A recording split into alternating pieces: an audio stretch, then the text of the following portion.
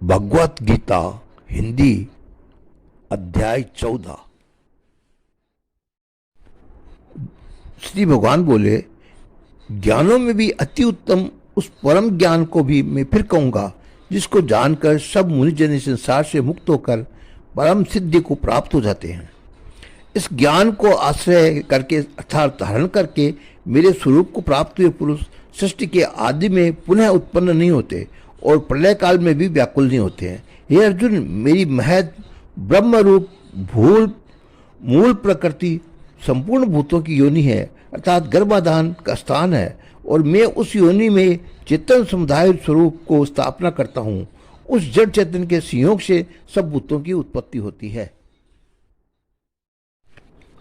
हे अर्जुन, नाना प्रकार की सब योनियों में जितनी मूर्तियां अर्थात शरीरधारी प्राणी उत्पन्न होते हैं, प्रकृति तो उन सब की गर्भ धारण करने वाली माता है और मैं बीज का उत्पन्न करने वाला पिता हूँ।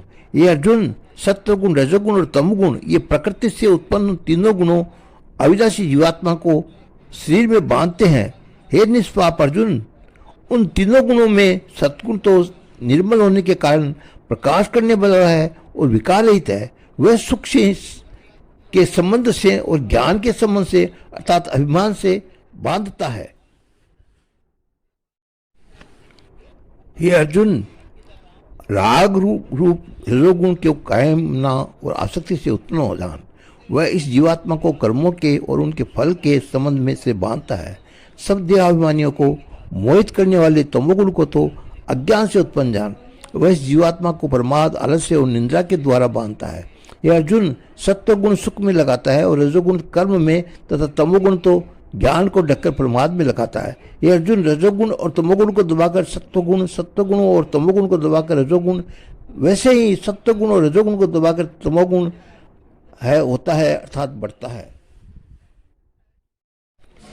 जिस समय इस देश में तथा अंतःकरण और इंद्रियों में चेतनता और विवेक शक्ति उत्पन्न होती है, उसमें ऐसा आनंद जानना चाहिए सत्वगुण बड़ा है।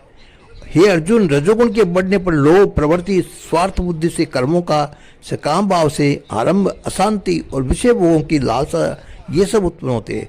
हे अर्जुन, तमोगुण के बढ़ने पर अंतःकरण व इंद्रियों में अप्रकाश, कर्तव्य कर्मों में अप्रवृत्ति और प्रमाद अर्थात व्यथर्थ चेष्टा और निंद्रादि अंतःकरण की मोहिनी वृत्तियां ये सब उत्पन्न होते हैं।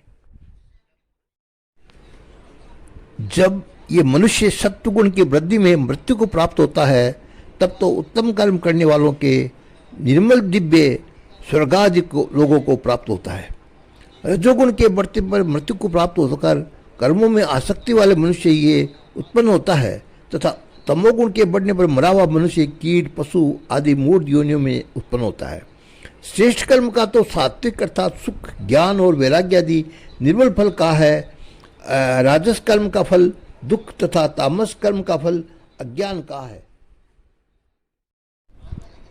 सत्वगुण से ज्ञान उत्पन्न होता है और रजोगुण से निसंदेह लोभ तथा तमोगुण के प्रमाद और मोह उत्पन्न होता है और अज्ञान भी होता है। सत्वगुण में स्थित पुरुष स्वर्गादि उच्च लोगों को जाते हैं। रजोगुण में स्थित राजस पुरुष मध्य में अर्थात मनुष्य लोक में ही रहते हैं और तमोगुण में कार्य रूप निंद्रा, प्रमाद और आलस्य आदि में स्थित तामस पुरुष अधोगति की अर्थात कीट, पशु आदि नीच योनियों को तथा नरकों को प्राप्त होते हैं। जिस समय दृष्टा तीनों गुणों के अतिरिक्त अन्य किसी को करता नहीं देखता और तीनों गुणों से अत्यंत परे सच्चिदानंद स्वरूप पूज्य परमात्मा को तत्व से जानता है, उस समय वह मेरे स्वरूप को प्राप्त होता है। यह शरीर की उत्पत्ति के कारण रूप इन तीनों गुणों को उल्लंघन करके जन्म, मृत्यु, वृद्धावस्था और सब प्रकार के दुखों से मुक्त होता हुआ परमानंद को प्राप्त होता है। अर्जुन बोले, इन तीनों गुणों से अतीत पुरुष किन किन लक्षणों से युक्त होता है और किस प्रकार के आचरण वाला होता है? तो हे प्रभु, मनुष्य किस प्रकार से इन तीनों गुणों से अतीत होता है? श्री भगवान बोले, है अर्जुन, जो पुरुष सत्वगुण के कार्य रूप प्रकाश को और रजोगुण के कार्य रूप प्रवृत्ति को तथा तमोगुण के कार्य रूप मोह को भी न तो प्रवर्तक होने पर उनसे द्वेष करता है और न निवृत्त होने पर उनकी आकांक्षा करता है, जो साक्षी के सदृश स्थित्व गुणों के द्वारा विचलित नहीं किया जा सकता और गुण ही गुणों के में बरतते हैं, ऐसा समझता हुआ जो सच्चिदानंद परमात्मा में एक ही भाव में स्थित रहता है, उस स्थिति में कभी विचलित नहीं होता है। और जो निरंतर आत्म भाव में स्थित दुख सुख को समान समझने वाला, मिट्टी पत्थर और स्वर्ण में समान भाव वाला ज्ञानी, प्रिय तथा अप्रिय को एक समान मानने वाला और अपनी निंदा स्थिति में भी समान भाव वाला, जो मान और अपमान में भी सम है, मित्र और बैरी में भी पक्ष में भी सम है, तो संपूर्ण आरंभों में कर्तापन के अभिमान से सहित है, वह पुरुष गुणातीत कहा जाता है।